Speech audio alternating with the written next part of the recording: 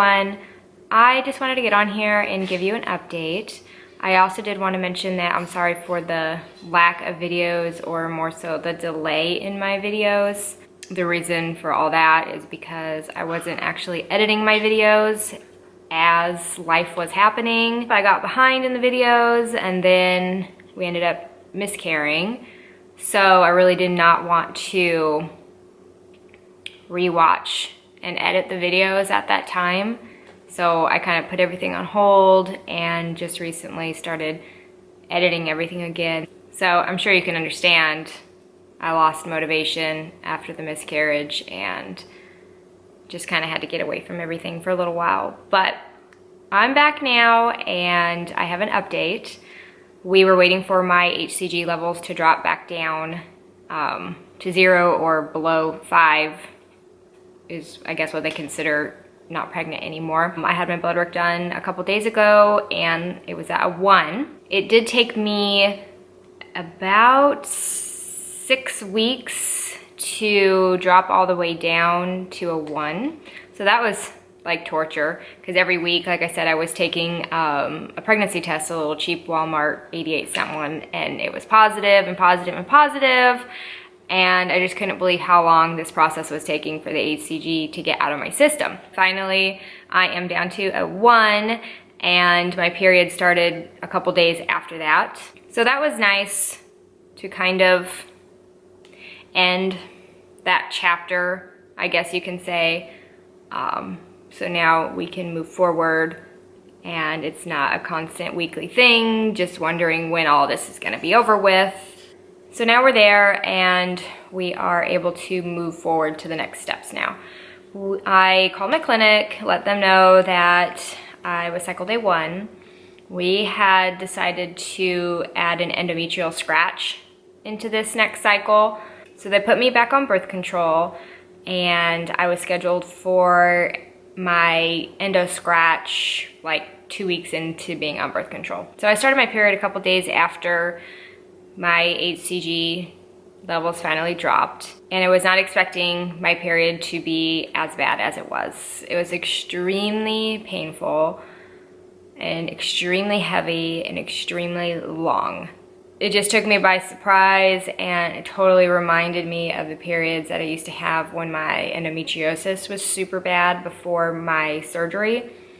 So now I'm kind of worried or wondering if it was from all of everything that happened, the miscarriage, the D&C, the drop in all my hormones, if that's why it was so bad, or if my endometriosis is actually coming back. So that's something that we will have to go ahead and keep an eye on. Hopefully it's not getting worse and we will be able to move forward with a cycle.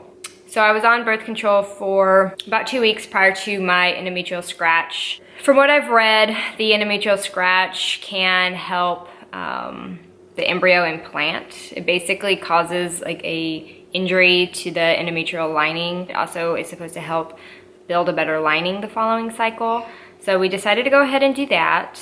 And for anybody who has never had an endo scratch, I was completely terrified by the things that I read online. People saying it was the most excruciating thing that they've ever been through, that they passed out, that they were vomiting afterwards, and that people had to hold them down during the procedure. Like, if you read online, you will find the craziest things that people have said about this procedure. And then you'll also find people that say, oh, I didn't even feel it. It was no big deal. It was like a pap smear. So I was like, oh my gosh, what do I believe? Is it gonna be horrible, or am I not going to feel anything? I was terrified. So thank God Derek actually got off work early that day, because I wanted him to come with me so he could hold my hand, and if it was that bad, he can drive me home. I just didn't know what to expect. So for anybody who is thinking about having that procedure added into their frozen embryo procedure or protocol, I wanted to give my take on the experience. Like I said, I was completely terrified. But I kind of had an idea of what I thought it would be like, because I had an IUI once before where they had to use the teneculum, which basically grabs your cervix, and that was very, very, very painful, and I almost had to tell her to stop. So I was thinking maybe it could be like that. Like, I don't know if it could get any worse than that, really. And honestly, it's uncomfortable, but it is not excruciatingly painful. While he was doing it, he, you know, did the normal stuff, the speculum, and then he cleaned off the cervix, and then he inserted the catheter into my uterus, kind of like, you know, an IUI or an embryo transfer. And then I felt a really sharp cramp as it attached or whatever to the inside of my uterus. And then he said that he was going to count for 10 seconds while he took the biopsy. It's basically a biopsy of your lining. He counted down for 10 seconds. And during that whole time, it was just like very intense period cramps. I'm not gonna lie, it was very uncomfortable, but you can totally get through it. I don't want anybody to read all those comments and be absolutely terrified like I was.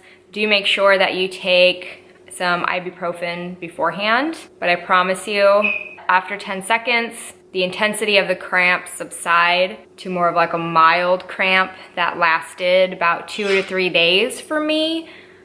And I did have some spotting for about 2 to 3 days as well after. So don't be scared to do that procedure, whether you need to do it for fertility reasons or to see if there's infection in your lining or anything like that. You can totally do it. So once we were done with the scratch, we talked about doing some additional blood work.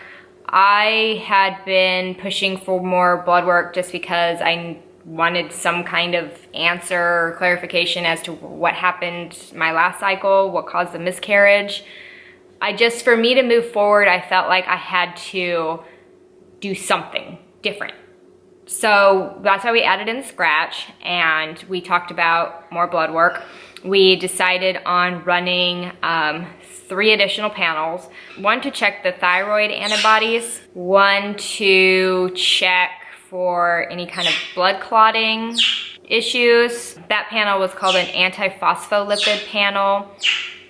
And we ran 1 more test, which was checking for natural killer cells. Now, I haven't done too much research on it, but I have seen a lot of people talking about natural killer cells on some of the infertility forums that I follow.